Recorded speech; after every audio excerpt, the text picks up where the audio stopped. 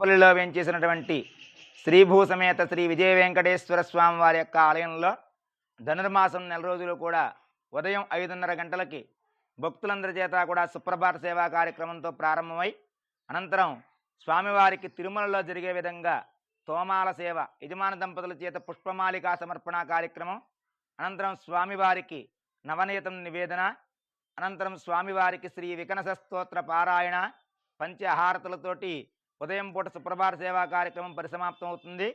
అనంతరం ధనుర్మాస మహాపర్వకాలాన్ని సమర్పించుకుని ఈ నెల రోజులు కూడా స్వామివారికి తులసీ దళాలతోటి, పారిజాత పుష్పాలతోటి, భక్తుల యొక్క గోవింద నామస్మరణలతోటి వైకాన సాగమోక్త ప్రకారంగా స్వామివారికి విశేషమైనటువంటి అర్చనాది కైంకర్యాలు జరుగుతాయి.